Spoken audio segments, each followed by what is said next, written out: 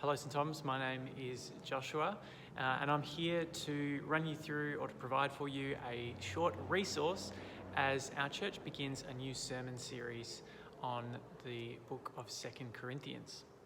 2 Corinthians is a letter. It's a letter written to a church from the Apostle Paul. It's the second letter that Paul has written to the Christians in Corinth.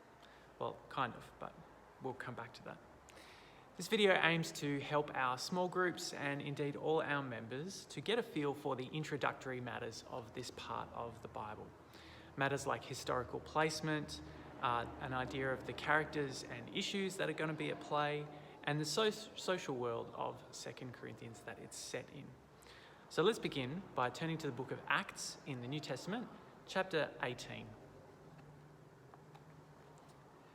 After this, Paul left Athens and went to Corinth. There he found a Jew named Aquila, a native of Pontus, who had recently come from Italy with his wife Priscilla because Claudius had ordered all Jews to leave Rome. Paul went to see them, and because he was of the same trade, he stayed with them and they worked together. By trade, they were tent makers. Every Sabbath he would argue in the synagogue and would try to convince Jews and Greeks. When Silas and Timothy arrived from Macedonia, Paul was occupied with proclaiming the word, testifying to the Jews that the Messiah was Jesus. When they opposed and reviled him, in protest he shook the dust from his clothes and said to them, "Your blood be on your own heads, I am innocent. From now on I will go to the Gentiles." Then he left the synagogue and went to the house of a man named Titius Justus, a worshipper of God. His house was next door to the synagogue. Crispus, the official of the synagogue, became a believer in the Lord, together with all his household, and many of the Corinthians who heard Paul became believers and were baptized. One night the Lord said to Paul in a vision, "Do not be afraid, but speak and do not be silent, for I am with you, and no one will lay a hand on you to harm you, for there are many in this city who are my people." He stayed there 1 year and 6 months, teaching the word of God among them. But when Gallio was proconsul of Achaia, the Jews made a united attack on Paul and brought him before the tribunal. They said, "This man is persuading people to worship God in ways that are contrary to the law." Just as Paul was about to speak, Gallio said to the Jews, "If it were a matter of crime or of serious villainy, I would be justified in accepting the complaint of you Jews.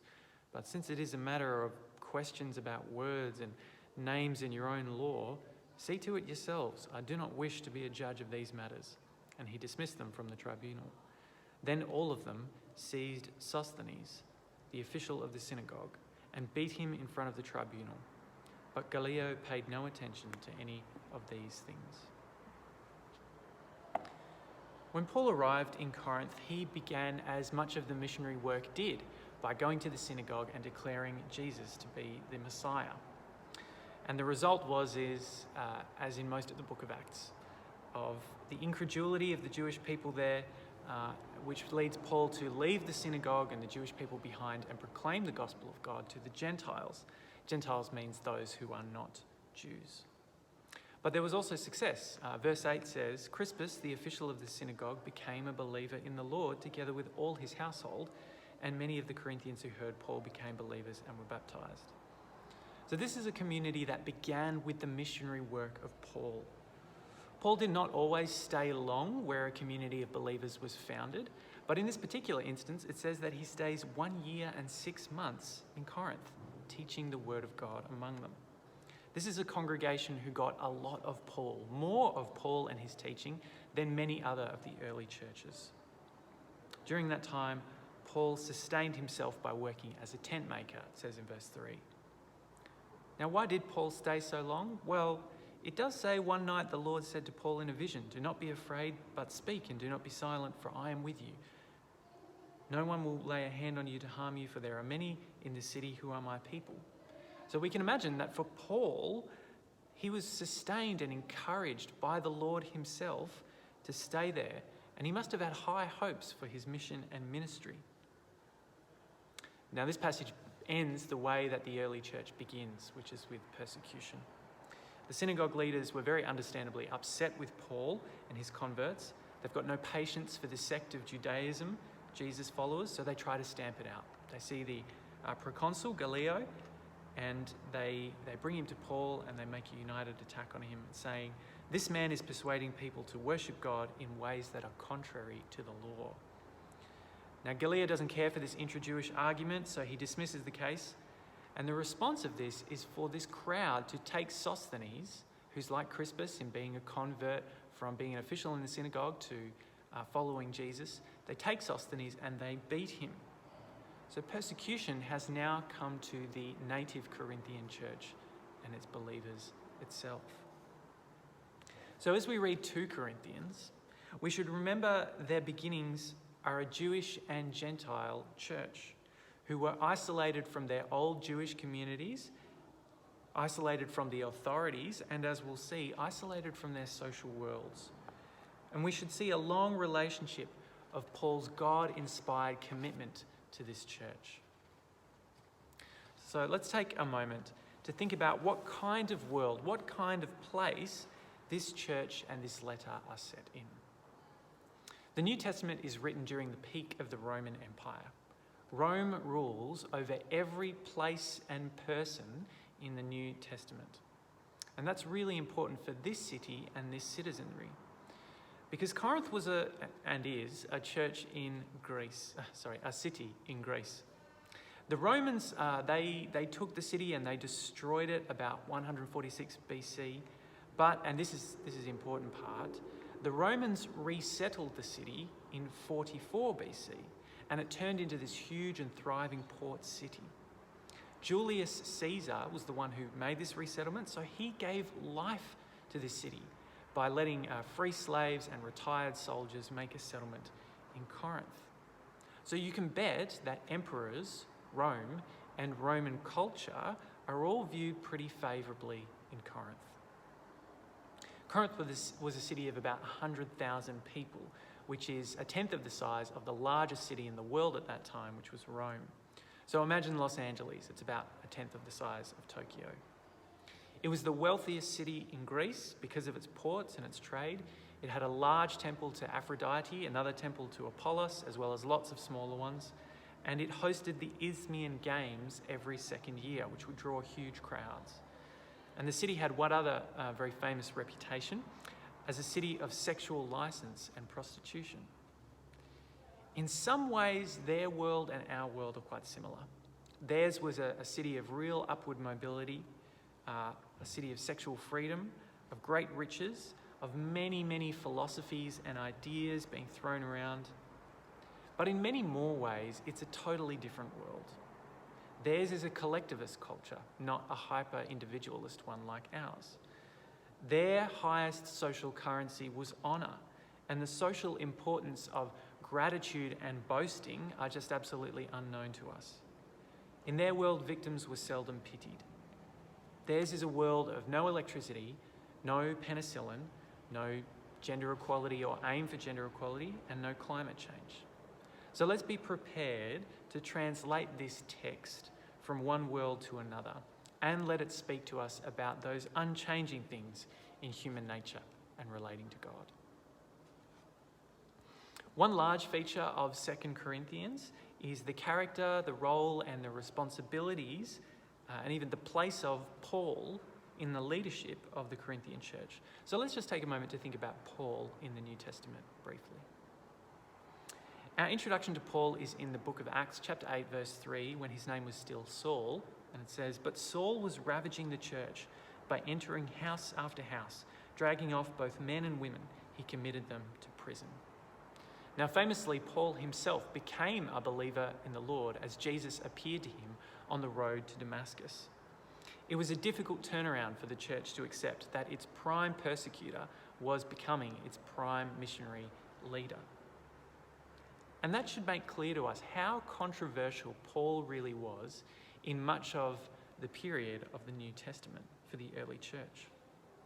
Paul clearly had a very imposing personality. He and a missionary friend who were working together had to part ways over a disagreement. Paul wasn't afraid to confront Peter. Peter was clearly the leader of the early church with the standards of the gospel. Paul spent a significant amount of energy confronting heresies or early distortions of the message of Jesus in churches. such as Galatia, where they wanted to add to Jesus' works to be saved. And Paul had a particular ability to unite Jews and non-Jews, that is Gentiles, in finding a common enemy in him. Argument and Paul seemed to have found each other again and again and again. But Paul was also clearly loved. When he departed Ephesus, we read in chapter 20 of Acts, there was much weeping among them all, and they embraced Paul and kissed him, grieving especially because of what he had said, that they would not see him again. The same affection is seen in the letter to the Philippian church. As we read Paul in 2 Corinthians, we should have in mind a controversial pastor. This is a pastor who deeply loves his God, his churches, and believes himself to be assigned a mission by Christ himself to make him known. And he loves enough to confront error. Before we get to 2 Corinthians, we need to take a moment to think about what happened after Paul left Corinth and before 2 Corinthians was penned. So here's a little bit of a diagram. It's a bit tough to read. I'm sorry about that. In 1 Corinthians, this is chapter 5 from verse 9, Paul mentions a previous letter he sent to them. This letter has been lost to history, but clearly they had a correspondence. He also mentions questions from the Corinthian Christians, so we can say that after Paul left, he wrote to them and they wrote to him. The third part of that correspondence is what we have in the first letter to the Corinthians. This letter deals with many issues: factionalism, sexual ethics, church discipline, relationships, spiritual superiority, marriage and singleness, spiritual gifts, and much more. At times, Paul seems to strike in this letter quite a severe tone.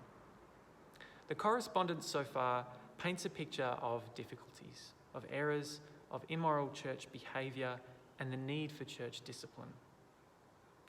The letter called 1 Corinthians is followed up with a visit of Timothy. You can read about that in 1 Corinthians 16. Timothy was a co-worker of Paul's. Paul himself makes a visit soon after Timothy's visit to see the Corinthians. This was to reorder and help these Corinthian Christians with these difficulties and issues, and perhaps even to restore a bit of this relationship. He refers to the visit as a painful visit, and it doesn't seem as if all these issues are resolved.